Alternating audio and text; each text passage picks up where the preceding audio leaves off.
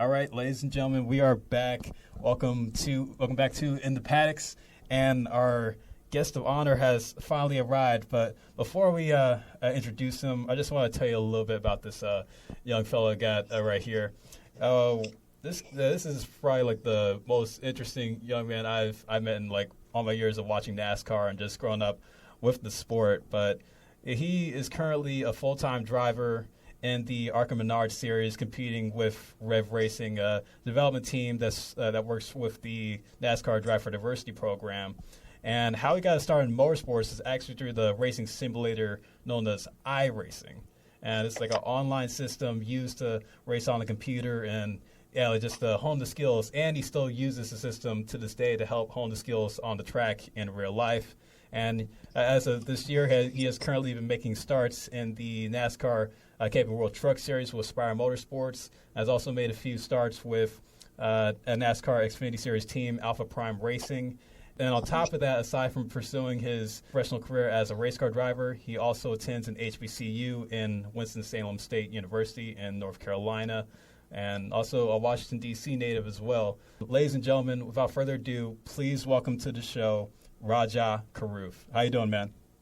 I'm good, Philip. Thanks for having me on. Yeah, thank you for coming on, man. It's definitely a pleasure. Let's try to get you on. And I've been really wanting to come back on because I know we've had conversations before in the past, but I feel like to do it on a platform like this on college radio is definitely, like a treat for folks that are listening tonight just to hear your story. And really, Raj, I think one thing that I want to start off with is, just tell folks about yourself and just, where you come from. What do you do, and just how you do it? Yeah, so I am currently a full-time driver in, the ranks of NASCAR, and also a full-time student at Winston-Salem State University.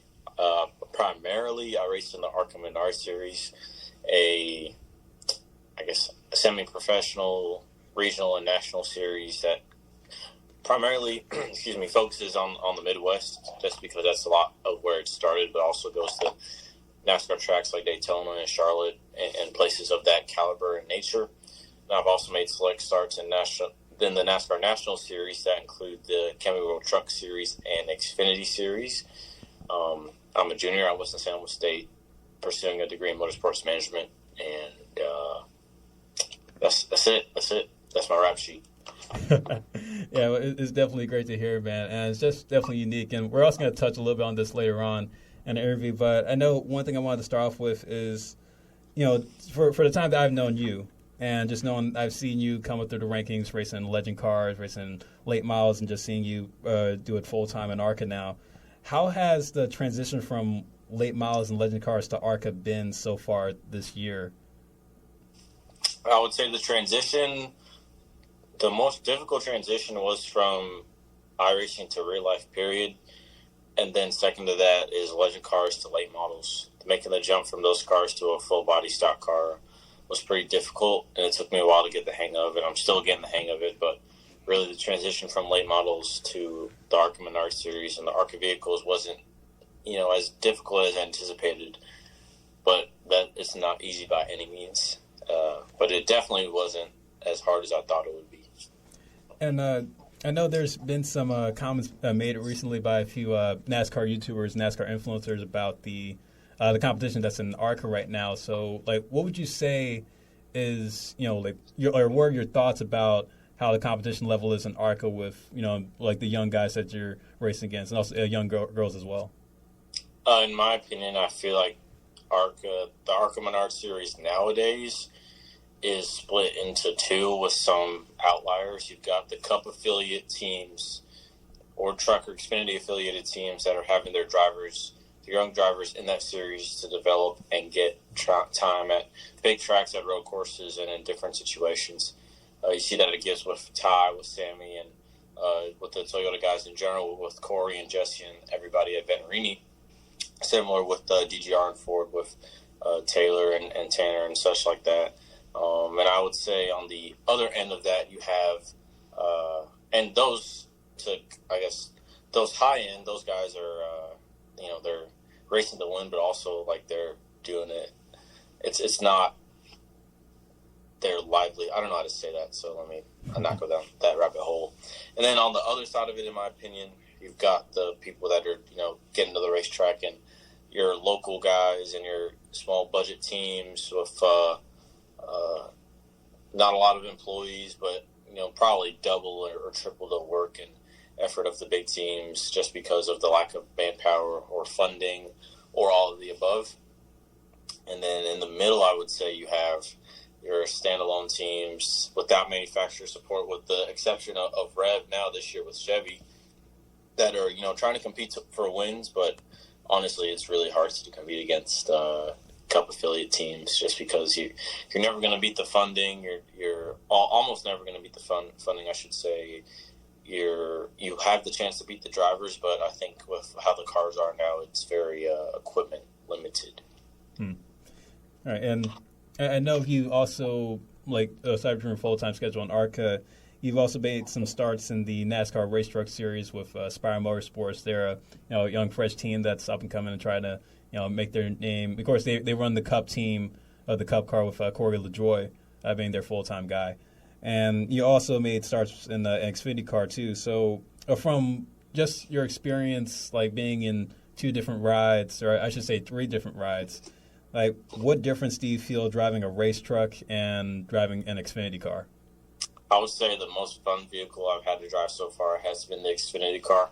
Although, like really any form of racing, period, where you're at times limited due to your equipment, I feel like the Xfinity car, you're able to make a difference and make up for lack of equipment and really show your potential and your ability as a driver, staying within means, obviously. And I would say on the other spectrum of that is the ARCA car with, not having that much horsepower compared to the amount of downforce the cars have, and kind of out-of-date suspension stuff, and going at times, faster than the Cup cars because they were slowed down in years. But in the ARCA car, you're really limited, especially at the big tracks, to aerodynamics, and you can't really do much. And I would say the trucks in between, because you've got the aerodynamic support, but you've also got a little bit more horsepower. So every vehicle is different. Every vehicle, in my opinion, has things that I like and don't like, but that's not my decision to make. And I've been thankful for the chance to drive each and every one of them. All right. Yeah. I mean, I've seen you race in both ARCA, also truck and Xfinity, and obviously there is a difference in just the equipment that's being provided by all teams, and when you get up to those higher levels, you start to see the funding look different. You start to see the engineering aspects look completely different, and it's a much faster car too. You're running a much bigger engine package, and just everybody that's in those higher series are a little bit more experienced. Granted, with the truck series looks nowadays, there's not too many veterans that are just hanging around and still just trying to still get a paycheck, or just try to keep a job requirement and racing the truck. You're seeing young guys and young gals running up, actually in top notch equipment, just going all out. And for you to be in that position to where you could race with the Haley Deegans, race with the Matt Craftons, the John Hunter Nemecheks, all with everybody in that field with same amount of experience or equal amount of experience as you do, it's something that it shouldn't be a head scratcher to anybody, really. Yeah, I would say with trucks in particular, with having a spec engine and spec nose pieces and tail pieces, it has closing the competitiveness up a lot. And I think trucks are honestly the most competitive series in the top 3, even rivaling Cup, with having kind of some spec, components of the vehicles. But at the same time, you can never, with how technology always evolves and grows, it's always going to be how much stuff costs and money by speed.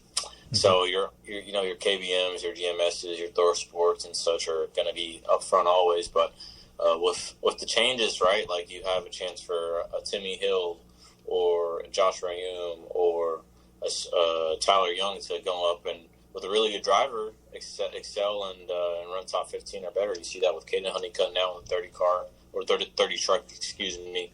You see it with Chase Jaynes and Nick Lates when they race in the Rayum trucks. So it's definitely interesting to see kind of how that series has evolved from when I used to watch it back in the day when you had your Ron Hornadays, your Colin Browns, your Todd Bodines, your Johnny Souders, and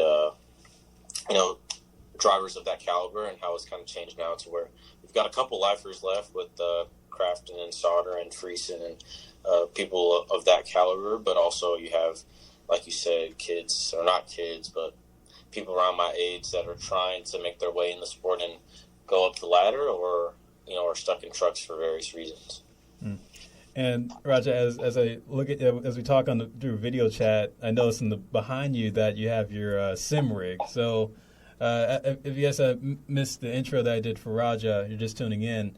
The way Rajah Caruth came up to compete where he is in stock car racing is through iRacing, and he moved just out the way just to display his awesome looking simulator. So Rajah, I think for all the listeners at home, and just knowing that you're a proponent of what iRacing can do and the benefits of using the simulator, and how that was your platform just to even get into racing to begin with.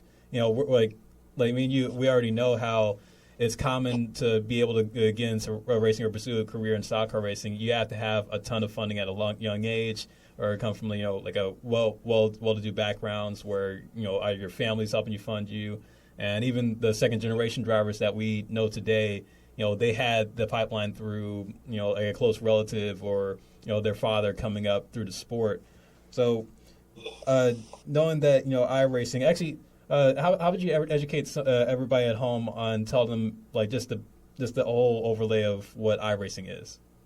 So iRacing is a motorsport simulator that has the racetracks and vehicles scanned really precisely and replicated along with all their physics, weather, and everything to be basically copy and pasted from real life. And so I can hop on there literally right now and drive hundreds of racetracks, not just in the U.S., but like around the world. Like they have tracks from like Australia on there. Like I'm never going to Australia.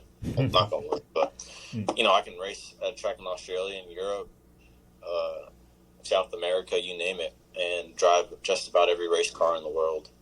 And that is a good tool for gamers and for professional esports players to make a career and make a living on, but also a good tool for professionals to, us drivers really to prepare for upcoming races, upcoming racetracks, and work on tactics and techniques. Yeah, and I also want to bring this up too, because during the pandemic when everything was shut down, everybody was staying at home. One way that drivers were still able to get their reps in, and even in the 2021 season where there still wasn't practice or qualifying going on, a lot of teams and NASCAR was trying to cut back on that, and it became a disadvantage for a lot of drivers. But for the drivers that saw it as an advantage, they went to iRacing to be able to get those reps in, since they couldn't be able to turn like a 3-day weekend at the track into just a 1-day weekend. So I want to ask you this. Do you think iRacing will be the primary way to scout talent for those trying to get into racing?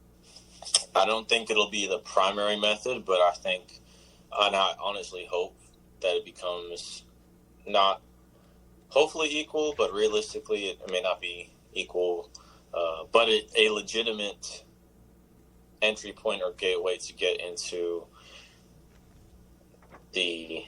racing, period. Just because like I had a passion for it for the longest, and growing up in D.C., there is no way I could get into it without any connection. So to give the opportunity to other inner city kids or people around the world that have otherwise no entry point, no pathway to get into the sport, I think it'll be great in that capacity if it's kept up and seen as legitimate. But nothing beats being in the real race car, no matter what you do. So with that being said, I don't think it'll ever be equal, but I hope it gets legitimate enough to where it's not just me that came from racing online, and it gives opportunity to others that are following after me.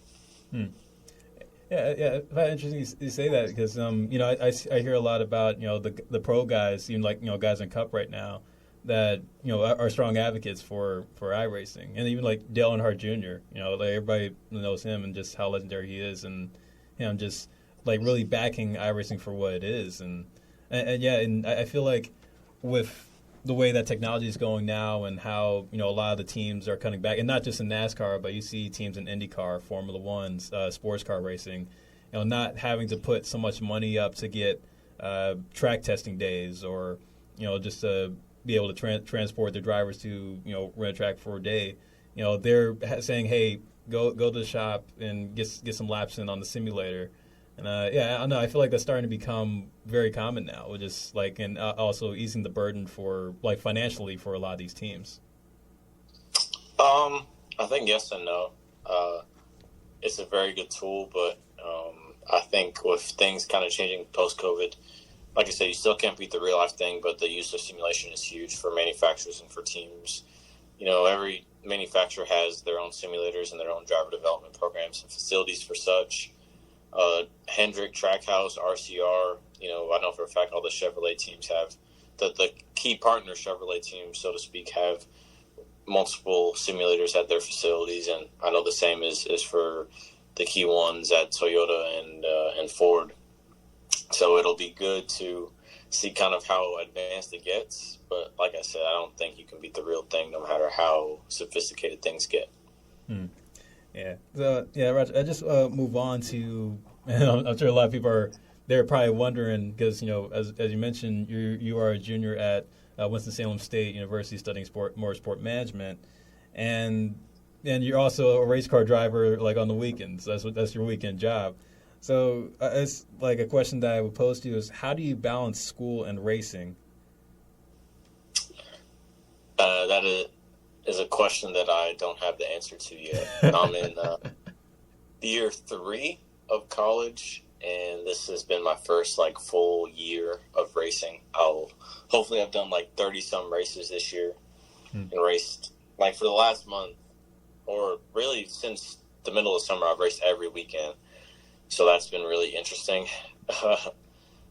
With the start of school, I commute to campus, so that's an hour drive there. So 2 hours round trip every day. Living in the Concord area and commuting to Winston-Salem. I've got 3 classes on Mondays and Wednesdays, and then 1 every other day, on top of workouts, of sim time, of meetings, of all of the above. So I don't have the answer yet, but I try every day to stay consistent and not go insane. And I feel like that's definitely one thing too, because us, we how it is, college students. We have a lot of stuff on our plate, and for you it's insanely different. I mean, it's one thing for, say, if you're a college athlete and you're a student athlete, you have balance, practice, school, travel, and coaches meetings and everything else in between.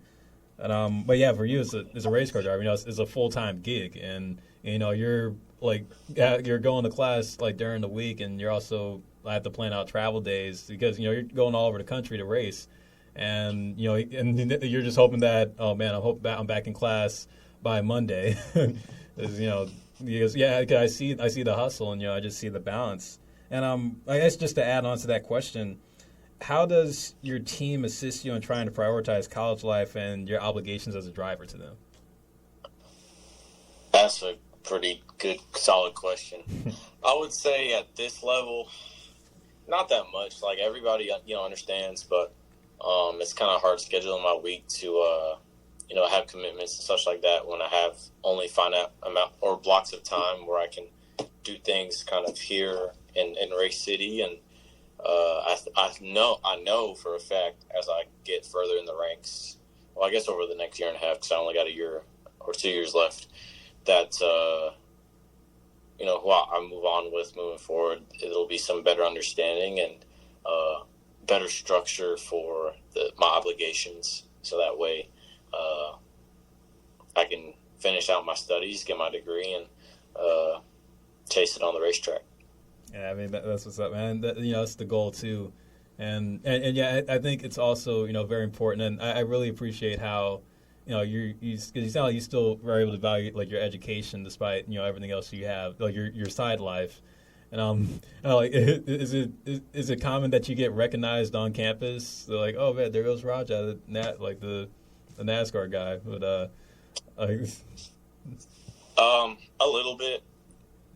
I mean, I don't know. I don't know if it's common, but I mean, I know for a fact, as I get further in the ranks, well, I guess over the next year and a half, because I only got a year or 2 years left, that I mean, honestly, so I was talking with some of my friends that were seniors last year, and they told me that people knew who I was, but were just too scared to say anything, which really bewildered me because I feel like I'm a pretty chill dude. So to answer your question, I guess, yeah, like people have come up to me at like events and stuff, but thankfully it hasn't been weird. It would have been, if it was like on some groupie stuff, that would be kind of weird. But I feel like I'm a pretty normal dude, so I'm glad that there has not been anything weird to go on. I, for the most part, have been a normal student, which I don't know if there is a normal student per se. So I've been recognized a little bit, but nothing crazy. And I think a lot of my classmates, or I've been fortunate to have like classmates and peers that kind of, even if they do recognize me, not make a big deal about it and understand like I'm an equal with them, and I'm there to get my education as well. All right, there you go, man. That's really what it's all about at the end of the day. You know, it doesn't matter what you're doing. But I guess just to go a little bit further, because, you know, of course, like, and we all know the potential that you have, and just knowing that you are, like, in some ways already moving up in the rankings, you know, what are some of the things you learn about being a driver from a business perspective? Like, say for example, you know, of course, when it comes to being a driver, you have to negotiate a contract. You have to build relations with sponsors, and also just retrieving insight from team owners. So how has it been, just, you know, knowing that this comes with the territory of what you're trying to do full time? Yes, that's my answer to the question. Honestly, I've learned a lot from school for the help on that, and in general, like experientially, I've kind of understood all the people that it takes and all the different components that this racing jig takes to work properly. So it gives me a better appreciation for things that I have to do that I don't necessarily enjoy, and kind of understand that it's really a necessity, and it's at times, you know, I should be thankful to be in certain situations, but also to know to have boundaries, because I am a human being. So I've learned a lot, I think, over the last, honestly, year. Everything has kind of just been up for me my whole racing career. So, yeah. Well, like, what is something you notice about the upbringings and the drivers in your age group that's different from yours? Because I'm sure your story is, you know, like maybe not as far different, but, you know, a lot different than, like, for the guys that you're racing with, and then how they came up through the system. Well, they've all been racing for way longer than me. That's really the main thing. I've been told not to compare myself to people, but I still do it hard-headedly. If you look at Ty, Corey, Nick, Daniel, any of, you know, the future young stars, Taylor, Jesse, they've been racing since they were 10 and younger and 5. Like, Ty was in a car twice a week for like a whole year, which I guess just came out on the download, where I didn't. I was 16 on iRacing, and I didn't start in real life until I was 17. So that's really number one. And it's annoying to me because I will never catch up to them in experience, so I'm always having to fight to be on an even playing field. And for the most part, I really am never on an even playing field experientially and practice-wise as well. So that just means I have to work and try that much harder to be in the ballgame. And I feel like that's like the perfect segue into the next question I wanted to ask. What do you think are things you do different to make your mark in racing, despite the level of experience, like your age, and just the upbringing, as you mentioned, from the drivers you're competing with? Well, I think I'm a student of the sport more so than any other young driver coming up. I studied NASCAR throughout school because I was just obsessed with it. So I feel like I'm a pretty big walking encyclopedia of the sport of NASCAR, or sport of stock car racing. Because NASCAR, it's like saying the NFL is a sport. No, football is a sport, not the NFL. So it's a sport of stock car racing. And I would say that I also differ in the fact that of my preparation, which kind of comes and goes sometimes with consistency, but I feel like I do the most in terms of watching film, relying on people reviewing my notes, and most importantly, being on my simulators. So those are the things that come to mind when you ask me that question. Yeah.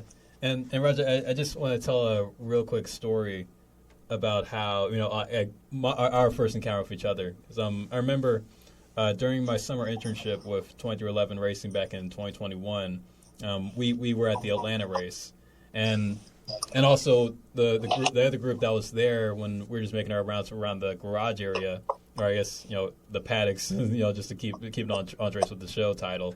I remember seeing you with a representative from 2311 Racing, and also just a group of interns through the NASCAR Diversity Internship Program. And we just walked up. We walked up, and I already knew who you were at the time, but I almost wanted to make it seem like I didn't know who this guy was. But I definitely know who you were, and just asking for your business card as well, and just seeing the presence that you have when you do make those appearances. And I know how you're also a mentor of Bubba Wallace as well. You and him have been tight for a few years now, and just knowing that you're the next man up, and knowing that there's not a lot of drivers of color in the sport currently, but they're still coming up through the ranks. How has the younger generation reacted to your story so far? I don't know. Hopefully, a reaction they have is just inspiration, just because I received that inspiration from Bubba and from Lewis Hamilton growing up. So if I can pay a due in a fraction of the capacity that they did so for me, I feel like I'll be giving it back, which is really what it's all about. So I don't know what my impact is yet, but hopefully it is similar to those, and I can use the platform that I hopefully earn to make positive change. Yeah. I mean, it definitely feel like you are in a way making that impact too. It's just, and at times, and I can't say because I'm not in your shoes, but I feel like when you get up to that certain level to where you're like, oh man, there's a lot of eyes on you, but at the same time, you start to realize what you're bringing to the table, or the impact that you're making on a lot of young generation. Because I feel like with our generation, we always try to find inspiration from, people that are just, have so much influence. And this could be music artists, actors, activists. And we try to find inspiration and influence from different areas and just from what they're doing, and try to relate to that, or at least in some ways live vicariously through that. And and it's very common in sports as well. Just with growing up in baseball, I had a bunch of baseball players that I looked up to, and of course in NASCAR being a fan too. Jeff Gordon was my guy. I remember one Halloween I wore his fire suit just because I felt like Jeff Gordon, and I feel like in some way there's some kids out there that feel like they could become Rajah Caruth. Not to add any extra pressure on you, just to say that, but it's just something that I feel like can't be brought up in a way, just to understand you are doing something in the community, and you are in that way making the impact, at least in my eyes. I mean, I don't know what other people say, but at least I'm proud to speak on that. Thank you. Yeah, just to give you your props there. I guess, and we're also coming up on the 15-minute marks, or the 5-minute mark. So just want to wrap up with you soon. But I guess one of the few questions that I had left was, what's the future like for Rajah? Where do you see yourself? Say after you're done, you graduated school, and now you could just focus solely on racing as just your full-time job. What's the future like for you in your eyes? I'm waiting for that so I can buy some Winston-Salem alumni gear and wear it all the time. And then I would say in the future, I hope to graduate state college and be racing for as long as I can and getting paid to do so and being competitive. And additionally, just be successful on the racetrack. Hopefully, I hope to leave a legacy of a driver that got it done with what he had behind the wheel, but also off the racetrack. Did what was right and used what I earned to make positive change and give back. That's a great answer, man. I love it. Yeah. Well, ladies and gentlemen, you've had Rajah Caruth, again, as promised, right here on In The Paddocks. Great young man, and Rajah, if you can, please leave your connections to know where people can follow you on social media or, wherever they can follow Rajah Caruth. Yeah, sure. So you can go to my Instagram, Rajah Caruth _, and I have a link tree in my bio with my website, all my socials and everything. So you can keep posted and see when I finally drop some merch. Sounds good, man. Sounds good. Yeah, Rajah Caruth right here on In The Paddocks. Yeah, thank you again so much, man, for coming on. We're going to take a quick break real quick, just, wrap things up. But when we come back, we will be recapping what happened at Texas this past weekend with the round of 12 in the NASCAR playoffs. So make sure you stay tuned for that. Here is I Spy by Kyle and Lil Yachty.